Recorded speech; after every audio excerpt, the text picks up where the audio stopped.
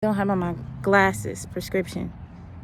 So I'm squinting a little bit, but because my crown came out. And I don't want to be placed in the wrong category. I've never been addicted to any drugs or anything. And then my crown was in the front. I was in a motorcycle wreck when I was a youngster. And I moved back to Tennessee. And we're staying in our car still. We stayed in our car when we moved out of that house. I don't know. I don't feel safe in the house. I don't know. I just can't do it. I don't know. Even when we had an apartment in Georgia, I remember the maintenance was always a trip. I don't know if anybody else has been through that, but that's what we were going through. So I didn't feel like dealing with men wanting to be in my house for no reason, you know? So yeah, I've changed a lot. The way I believe, the way I move in the world, how I interact with people, especially. And I changed my, I guess, personality a little bit after what happened to us. We're still being followed and recorded. It's weird, but that's what they were doing in Georgia, and I just assume it's TikTok Nation, you know. But my daughters, you know, and they are getting ready to be 23 on the 22nd of this month. They've been homely. I'm homely actually on Slick. I like staying in the house. Before my daughters, I would go out. Well, after I had my daughters too, a little bit. I guess after salvation, I quit needing or having the desire to go out and club and everything. I mean, no shade or judgment on anybody who does. That's just me. You know, I had 2 daughters. And then someone, I guess, when we moved, they noticed that we did stay in the house all the time. We had our home set up to where it was filled with comfort, you know. So anyway, but that's another subject. But I wanted to share that, yeah, we're staying in our car now. And I hate it. But I'm humiliated about it. I feel humiliation. I've noticed people have been following us. As a matter of fact, a guy helped us yesterday. Some man pulled up on our car and just shined his high beams on our vehicle while we were sitting in the car. And a Caucasian man in a red truck pulls up beside me and shines his high beams on the passenger side where my daughter and my other daughter was in the back seat. So he's shining his high beams and my daughters start recording.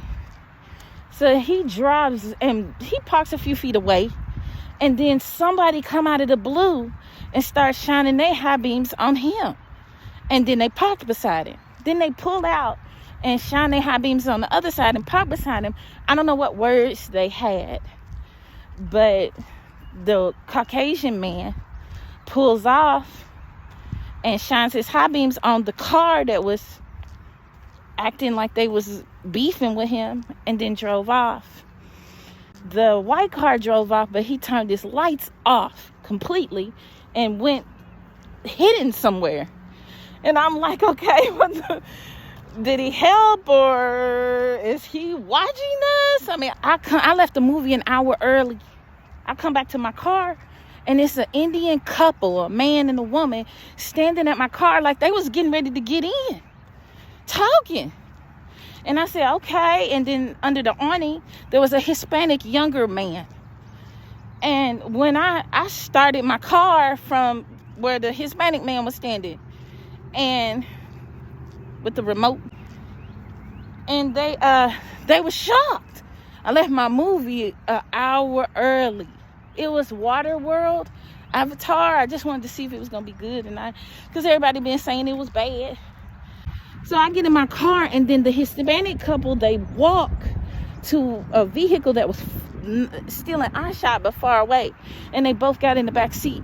The Hispanic boy ended up getting in the back seat of another car, And they all left at the same time. They all got in the car at the same time. I was taking the bag. I said, so I can't go to the movies? Because it's ridiculous. It's every day I'm swerving and trying to stop them from following me without getting in a shootout, basically. It's a lot of Hispanics that's been following us. At least for me, when I was younger, right when I got saved, I prayed with Hispanics when they was praying on Capitol Hill to be able to speak their language in Tennessee legally.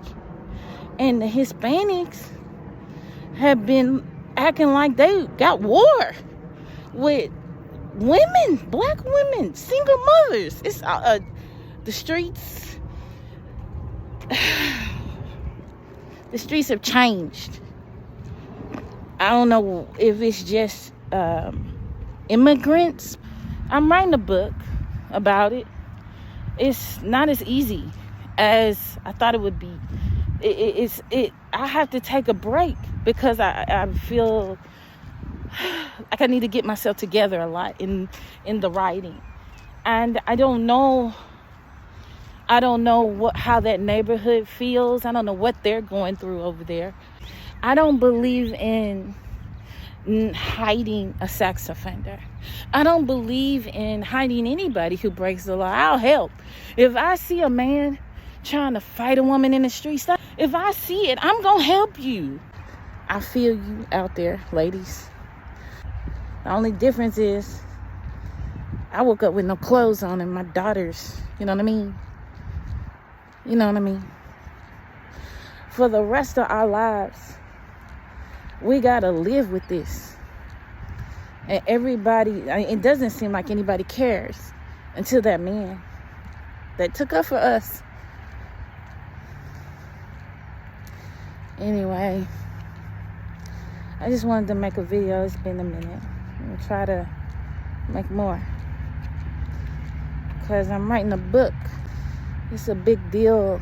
I don't know if it was a hate crime or not. Maybe a hate crime against women, a hate crime against Christians. I don't know, a hate crime against women who have gender neutral names.